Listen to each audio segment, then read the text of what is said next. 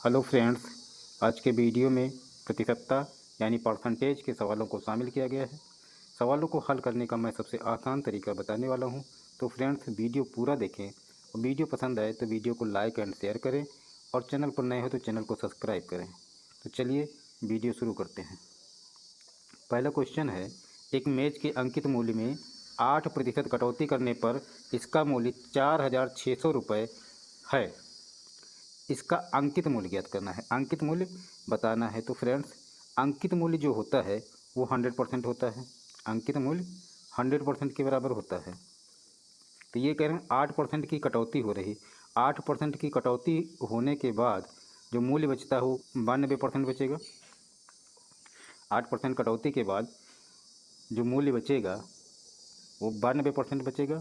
और 92 प्रश्न के अनुसार 92% जो है हमारा वो 4,600 है।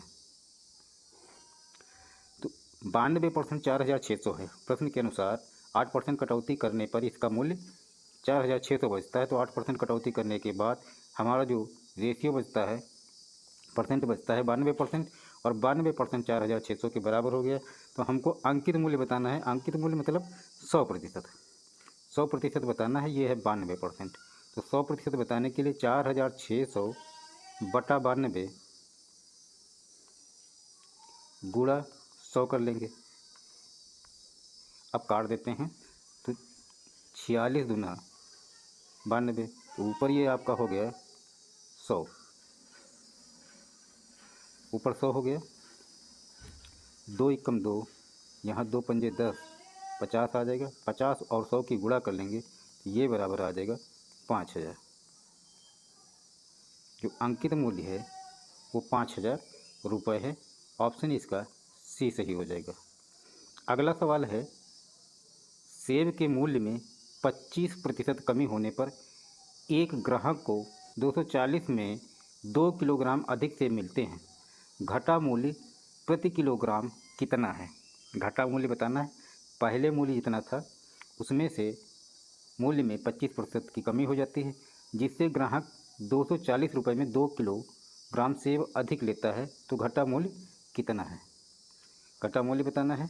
तो इसको लगाएंगे कैसे, देखते हैं तरीका।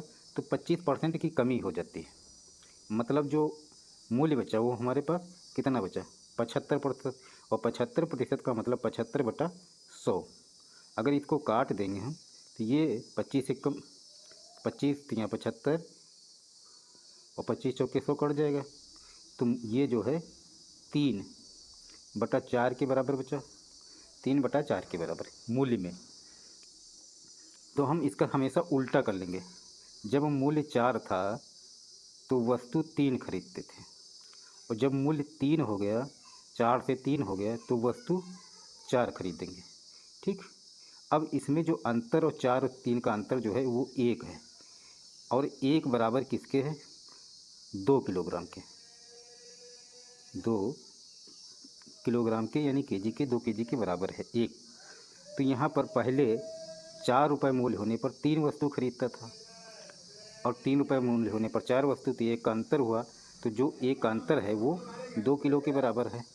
जब 1 का अंतर 2 किलो के बराबर, तो 3 3 कितने के बराबर हो जाएगा? 3 दूनी 6 के बराबर हो जाएगा, 6 केजी।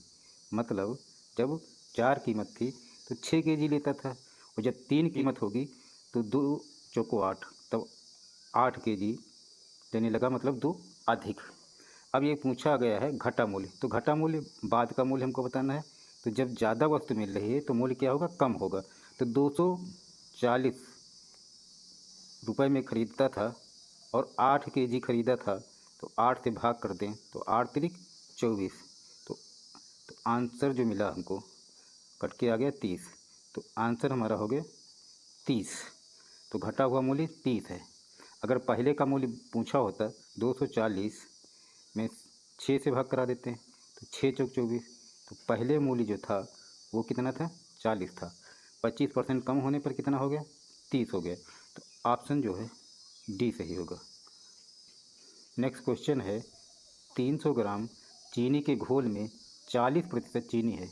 इसमें कितने ग्राम चीनी और मिलाई जाए कि नए घोल में 50% चीनी हो जाए? प्रश्न कह रहा है चीनी और पानी का जो घोल है वो 300 ग्राम है। 300 ग्राम चीनी और पानी का घोल है। 300 ग्राम में से 40% चीनी है। 300 ग्राम का 40% 120 ग्राम। तो जब 300 का 40% चीनी है 120 ग्राम, तो शेष कितना बचा?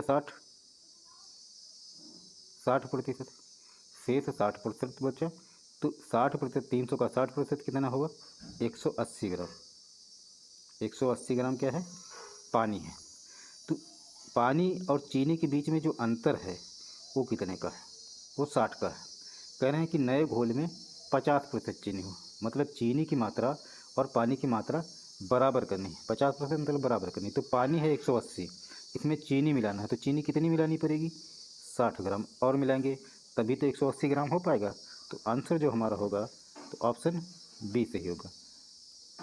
अगला क्वेश्चन है, यदि ए की ऊंचाई बी की ऊंचाई से 20% कम हो तो बी की ऊंचाई ए की ऊंचाई से कितने प्रतिशत अधिक होगी? कह रहे हैं कि ए की ऊंचाई बी की ऊंचाई से 20% कम है। किसकी ऊंचाई के बारे में बात हो रही? ए की ऊंचाई के बारे में बात हो रही। तो जिसके बारे में बात होगी उसको ऊपर लिखेंगे, और जिसके सापेक्ष बात हो रही है तो उसको नीचे लिखेंगे बी। तो तो अगर कह रहे हैं 20% कम है बी की ऊंचाई से, अगर बी की ऊंचाई 100 है तो ए की 20% कम मतलब 80 है। काट देंगे, काटने के बाद 20 चौको 80 और 20 पंजे 100, 4/5 ये हुआ। तो बी की ऊंचाई ए की ऊंचाई के कितने प्रतिशत है? जब जस्ट उल्टा पूछा जाए, मतलब बी/ए पूछ रहे हैं, बी/ए पूछ रहे हैं तो इसका हम उल्टा कर दें, 5/4 कर दें, गुणा 100 कर लें। परसेंट बताना है तो गुणा 100 कर लेंगे। तो काट देते हैं, 4 एकम 4 और 25 को 100। अब 25 और 5 की गुणा करा लें, 25 पंजे 125। जो आंसर मिला वो 125 मिला। 100 पहले से थी तो कितने प्रतिशत अधिक पूछा है? तो जब 100 पहले से थी तो कितने प्रतिशत? 25%। तो जो आंसर होगा वो हमारा आंसर क्या होगा?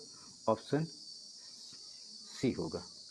अगला क्वेश्चन है, यदि चीनी के मूल्य में 20% वृद्धि हो जाए तो एक गृहिणी को इसकी खपत में कितने प्रतिशत कमी करनी होगी?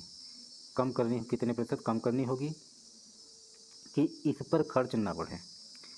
मूल्य में 20% की वृद्धि हो गई, चीनी के मूल्य में 20% की वृद्धि हुई। तो 20% मतलब 1/5। अब यहाँ पर कम, जब वृद्धि हुई है और पूछा जा रहा है कि खपत में कितने प्रतिशत कम, तो हम उल्टा हमेशा चलते हैं। तो 5 में कम पूछा जा रहा है तो हम 1 जोड़ेंगे। तो इतनी कीमत पर इतनी वृद्धि हुई, 5 की कीमत पर 1 की वृद्धि हुई, तो हम दोनों को जोड़ लें तो कितना हो जाएगा? तो 6 हो जाएगा। 5 1 6 हो जाएगा। ऊपर 1 ही रखेंगे और गुणा परसेंट निकालने के लिए 100 कर देंगे। काट देंगे तो यहाँ पर 3 आ जाएगा और यहाँ पर 50 आ जाएगा।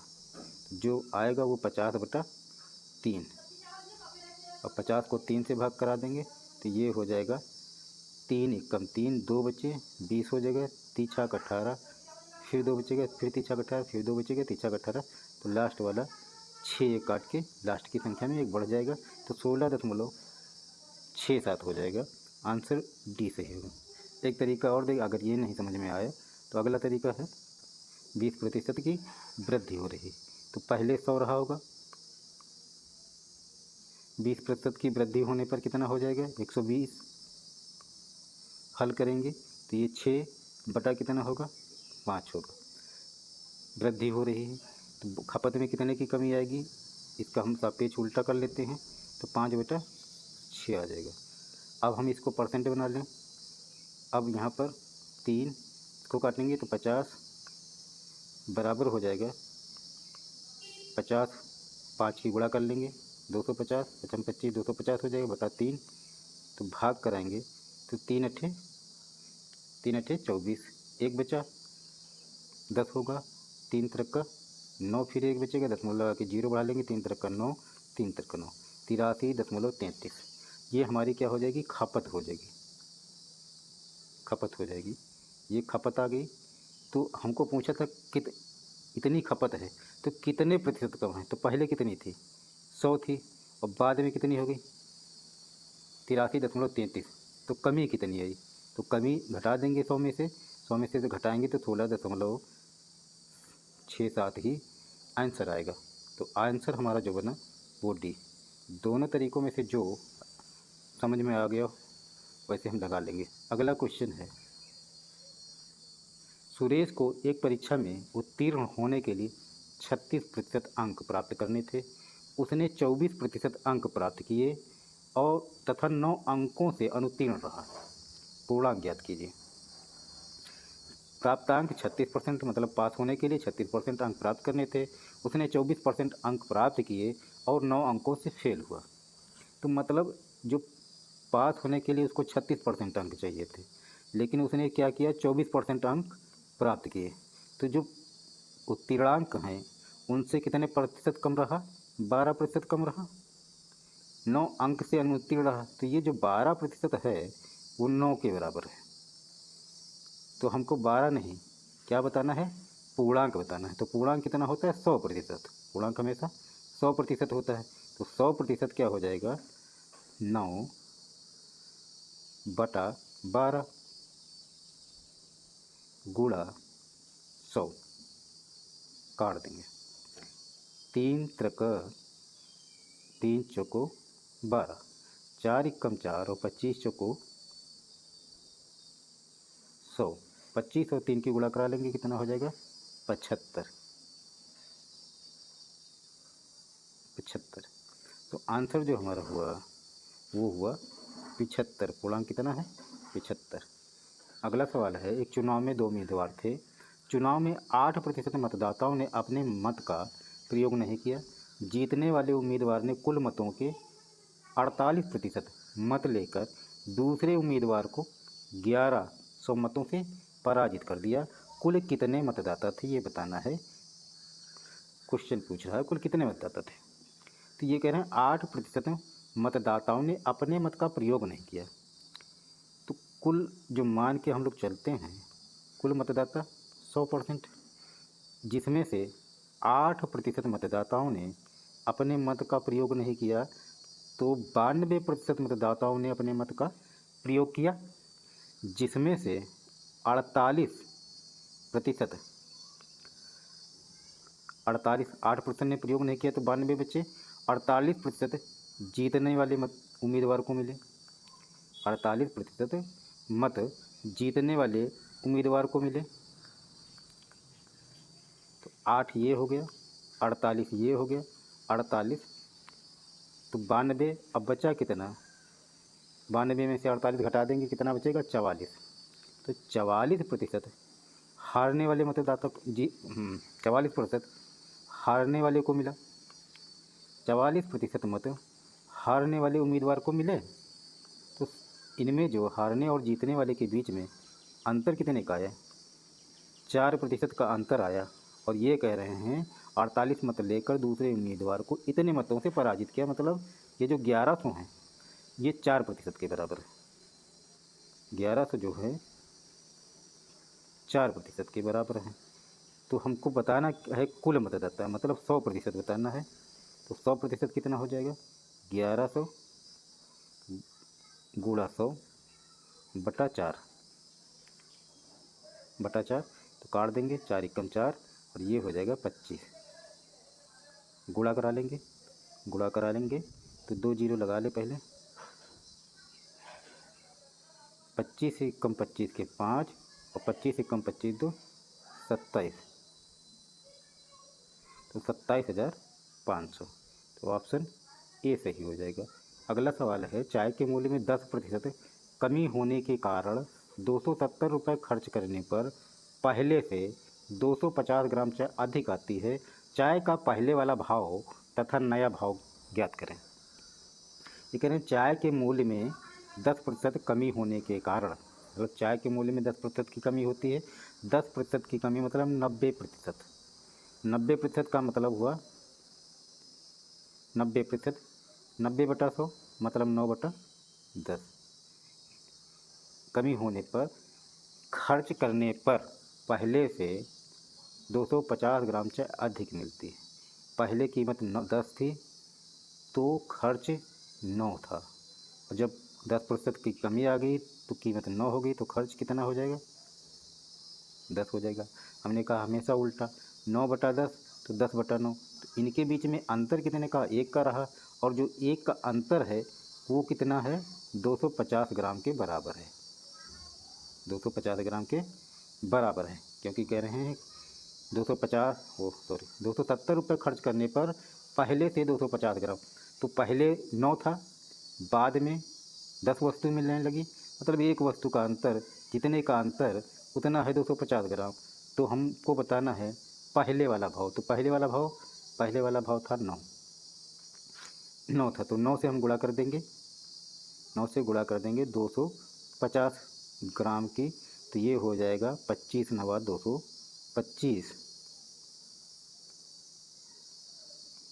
एक जीरो है तो जीरो बढ़ा लेंगे, तो ये हो गया 2250 ग्राम। अगर हम इसको किलोग्राम बनाएं तो 2.25 ये हो गया किलोग्राम। अब हमको बताना है पहले वाला भाव। तो कुल कीमत थी 270 रुपये, बटा भाग करा देंगे 2.25 से दशमलव हटाएंगे तो यहाँ 2 जीरो बढ़ जाएगा, 2 जीरो बढ़ा तो काट देंगे, 25 से काट देते हैं, 25 नवा, तो यहाँ 25 से काटेंगे, 25 से कम 25, 2 बचा, 1 जीरो लगाने पर 20 होगा, तो हम यहाँ 1 जीरो और लगा लेंगे, 2 जीरो लगाएंगे तो 200 हो जाएगा, 25 अट्ठे 200 हो जाएगा। अब बचा 1 जीरो, तो 1 जीरो यहाँ उतार देंगे, तो इधर 9 से काट देंगे, तो 9 एकम 9, 1 बचा, 9 दूनी 18, जीरो बचा तो जीरो। तो जो भाव आया 120 रुपये, पहले का भाव 120 रुपये, और बाद का 10% कम कर लीजिए तो 108 हो जाएगा। तो आंसर हमारा सी सही। तो फ्रेंड्स, मेरे द्वारा बताए गए सॉल्यूशन कैसे लगे कमेंट बॉक्स में कमेंट करें। वीडियो पसंद आया हो तो वीडियो को लाइक कर दें, चैनल पर नए हो तो चैनल को सब्सक्राइब कर लें। तो मिलते हैं नेक्स्ट वीडियो में, तब तक के लिए टेक केयर, बाय बाय, जय हिंद, वंदे मातरम।